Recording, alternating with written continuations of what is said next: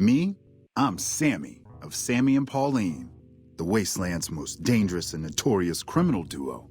You better not mess with us or you'll end up face down in a shallow grave. This is episode 64 of a series where we examine the cut content, design, and development of Fallout New Vegas. At the Vicky and Vance casino, the player can notice that a gun was stolen from a display case. After telling Prem Slim about it, the Protectron asks you to recover the weapon and gives you the unmarked quest, A Pair of Dead Desperados. You then travel to a shack near Westside and find Sammy and Pauline Wins, two hapless criminals who are on the verge of getting themselves killed by committing a heist on the strip. You can convince them to give you the weapon by passing a speech check, or kill them to recover the unique weapon, Vance's 9mm submachine gun. In the final game, the quest abruptly ends at this point, but there was once an option to return it to the casino, and Prem Slim still has several unused lines related to this. Howdy, partner. Any luck tracking down Vance's gun? Those thieves had some gall stealing from a museum dedicated to romanticizing a couple of criminals. I'll make sure the gun ends up back on display. I thank you. Prem thanks you, and I do believe Vance would thank you if he could. It's unknown what rewards you would have received for completing this quest, as they were never set up, but presumably it would have included a significant amount of caps and experience, particularly considering you would have had to give up a unique weapon. The quest's true ending can be restored via a mod by Sandbox 6, and there's a link to that below. Each of the companions from the core game and DLCs have a line called Follow or Acknowledge Order, lines that were meant to play in response to the player's commands. These lines never play, unfortunately, but they still exist in the game files. You're the boss. Easy as a heart transplant. All right. I buy that. Makes sense to me. I hear you. Got it. No need to get bossy, dealer. Grandma can hear you. Eddie would have made beeping noises, but this line is just recycled from an existing line. I hear you. Very well. Dog hears you. Christine is mute during her time as a companion, and her silent line would have read, Christine nods. Yes, of course. As you say. Got it. Finally, Eddie in Lonesome Road would have had a unique line too, where it made a confirmation beep. There's also some lines that should have played when a companion uses a doctor's bag, but these don't work either. That's better. Maybe I should have been a surgeon. I'm fine now. Patched up. Let's get back to the fight.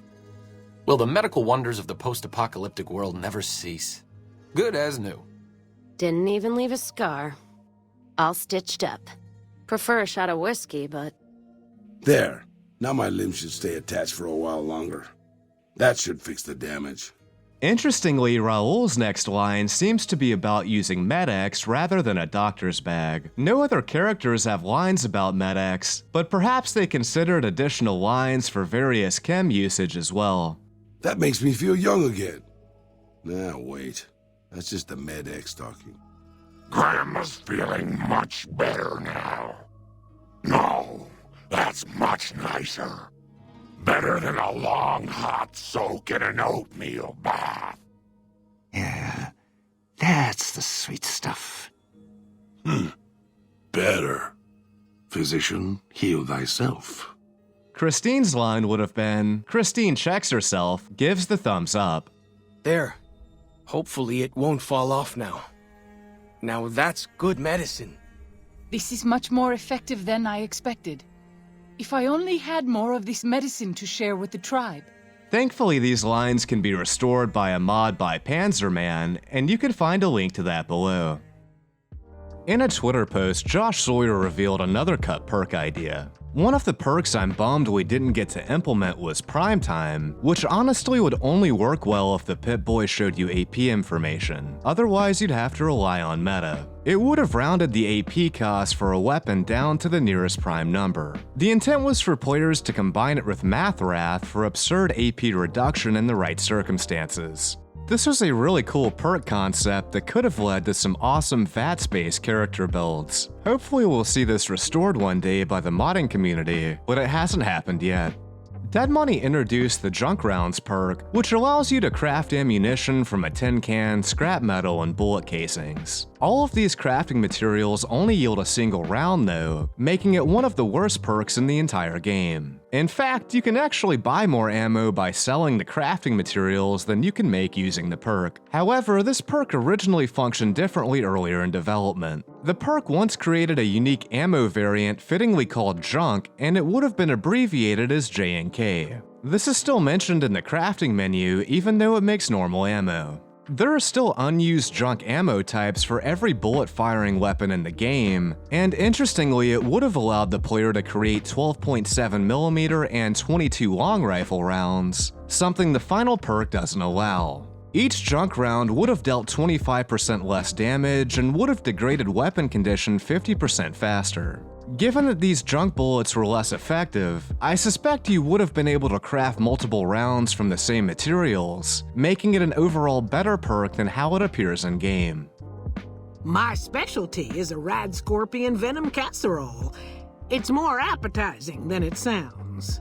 There are two unused recipe perks called Deathclaw Omelet and Spicy Casserole. These perks don't actually allow you to craft either recipe, however, as the ability to craft a recipe is reliant on you having a specific note, not a perk. These were likely the very first recipes added to New Vegas. The Deathclaw Omelet was the early name for the Wasteland Omelet, a recipe that can be learned from Joss Wilkins. In the final game, the only way to receive the Spicy Casserole item is to give Ruby Nash a Rad Scorpion poison gland. If the player had a survival skill of 30, the casserole could be crafted by combining a Rad Scorpion poison gland, mole rat meat, flour, and a jalapeno pepper. Considering that the other recipe can be learned, I suspect the spicy casserole was intended to be a craftable item, but it was never added due to an oversight. Too dangerous. Gonna kill all yourselves if I let you touch it. Better to leave it buried. Safer that way. During the quest Ghost Town gunfight, the player can pass an explosive skill check while talking to Easy Pete to receive some dynamite. He mentions he buried this dynamite during this exchange, and at one point in development the player needed to literally find it. There's an unused message that reads, "The dynamite contained within this box is very old and unstable. Only someone skilled with explosives could help to salvage any of the dynamite. Explosives of 25 or greater required." You'd then be given the option to leave the box alone or salvage what dynamite you can. This was altered into a skill check, but it was a cool idea to have the player actually dig up and salvage the dynamite. During the quest Run Goodsprings Run, the courier helps the powder gangers take over Goodsprings. In the quest script, there's an unused variable for freeing the bighorners in town, and they have an unfinished AI package linked to this. Presumably after unlocking their pen, they would have panicked and attacked the townspeople during the battle. In the final game, the bighorners aren't locked in their pen and aren't mentioned or used in the quest in any way. During my interview with area designer Jeff Hughes, I asked him why this was cut. I think I tried this out and ultimately cut it when the results kept being unpredictable, like the bighorners not doing anything or taking off into the hillsides for whatever reason. My girl is trapped by geckos on the ridge, and I can't get to her. Please, she's going to die. After leaving Goodsprings, the player can come across Barton Thorne, a prospector who ambushes you during an unmarked quest named Barton the Fink. Internally, Barton is amusingly named Gecko Man. Interestingly, this name links him to a cut note called Note to Self. Remember to not roll off the cliff and kill yourself while you're sleeping. You'll show her. You'll show everyone. What does too stupid to live even mean anyway? This note would have helped flesh Barton Thorne out as a character and would have been a nice touch. During the quest Flag of Our Foul-Ups, the player helps a group of NCR soldiers called the Misfits. There's unused variables that reveal the Misfits would have been sent on a suicide mission at some point during the quest. If the player allowed them to go on the mission unprepared, they'd be killed horribly. There's also a linked cut terminal called Camp Golf Mission Parameters Terminal, and you could have used this to delete these mission orders, which would have saved their lives and led to them, quote, showing up at the endgame to kick ass. The code that tracks if the player has helped the Misfits is called Awesome Factor, and the variables are amusingly, totally not awesome, and awesome to the max. Camp Golf has some of the worst performance of any area in the core game, and while this is partially due to the number of NPCs present here, one of the area's most distinctive elements is also responsible. The base features a massive number of sandbags, and normally when there are a large number of static objects like this in a single area, they're converted into a static collection. This groups multiple NIF files into one, keeping the object count low and improving performance. The walls at Camp Golf are made up of a huge number of static objects, however, encompassing hundreds of individual sandbags. This is yet another example of how FNV's performance would be better if Obsidian's designers had more time to learn the engine. FNV's first DLCs came in the form of 4 bonus packs that were obtained from pre-ordering the game at certain retailers, the Tribal, Caravan, Mercenary, and Classic packs. When these are installed, the player receives various weapons, armor, and items at the start of the game. However, an unused message reveals that these were originally going to appear at the Lucky 38 suite. I assume this was altered because of how ineffective most of these items would have been by the time the player reached the strip. The Gunrunner's Arsenal DLC introduced many new unique weapons, but none of them were integrated into the game world beyond appearing in the inventory of vendors. In a Formspring post, Josh Sawyer revealed this was a conscious design decision, but that they did want to include the non-unique versions. Correct. They're not integrating non-unique GRA weapons, e.g. the 5.56mm pistol, battle rifle, was for memory/bug concerns. The non-unique GRA weapons are also much less expensive. The Gunrunner's DLC also introduced a new version of the Assault Carbine that's capable of supporting more weapon mods. Intriguingly, there's an unused texture that implies they wanted to include a unique variant of the weapon, but this was never added for whatever reason. In early footage of the base game, the laser pistol was shown with iron sights. In the final release, the laser pistol didn't have this option though. The laser pistol combat sights mod was later added in the Gunrunner's DLC, which finally gave the weapon actual sights to aim down. The working title for the DLC was Tons of Guns, which, while appropriate, definitely doesn't have the same ring as Gunrunner's Arsenal. Years ago, I talked about the cut in-game intro cinematic. What I didn't realize at the time was this intro uses a completely different version of Jessup. The version used in the cut intro has a much different look than the final character, sporting 2 different beards that were bizarrely fused together into one, and much wider eyes than the version of the character found at Boulder City. This wouldn't be all that interesting except for the fact this cut character obviously inspired the look of Jessup during the intro sequence played at the start of a new game. Strangely, it seems he was altered after the cinematic was completed, leaving an artifact of his original appearance in-game forever. One of the loading screens mentions that the Great Khans are extremely tough and that you shouldn't expect them to go down easily. Despite this, Great Khan NPCs have below average endurance, and even worse, their armor doesn't provide much protection. Presumably they were once intended to have higher endurance or perhaps even the toughness perk, but this was never added, making the loading screen tip totally misleading.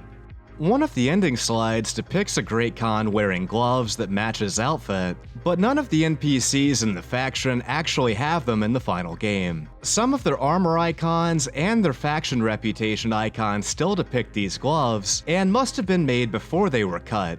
They're even shown wearing these gloves in the game's intro and the All Roads comic book. All of this suggests they were cut very late in development, and it's likely there was some kind of clipping issue.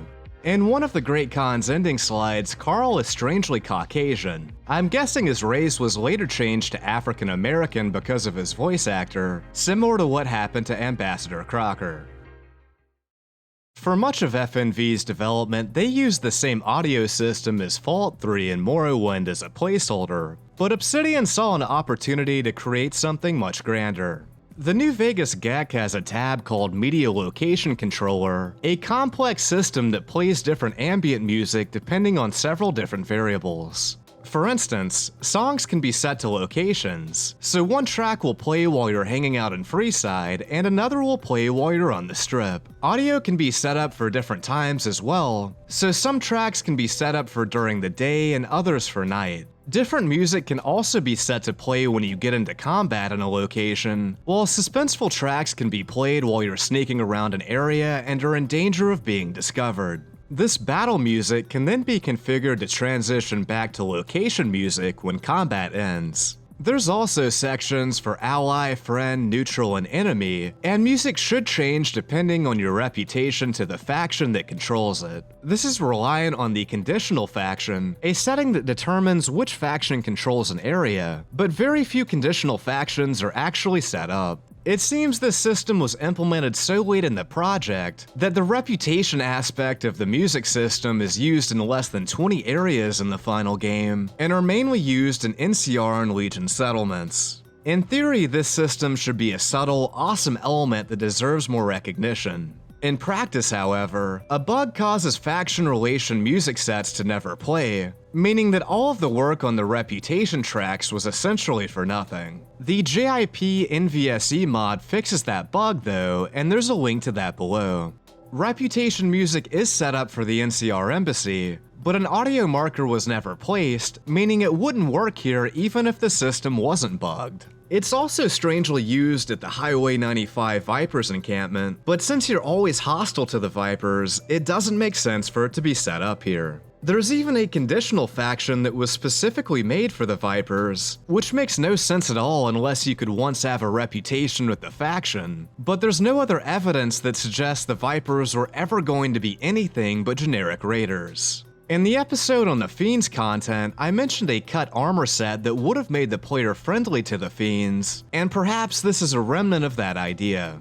During an interview, audio director Scott Lawler revealed more about how this system was actually meant to work. We have made a number of changes and improvements to how we approach music in this game. We want the music to flow freely and guide the experience for the player. Music in this game is tied to locations and is reactive to how the people in the locations feel about you. For example, in the first town in the game, the exploration music has a Gentile, rustic feel. As you enter and leave the town, you can hear layers of instruments being added or removed from the soundscape. It even morphs the instruments subtly as it turns from day to night. However, if you decide to start shooting all of the innocent townsfolk, the music changes and becomes dark and disturbing, and also seamlessly morphs into battle variations of the music.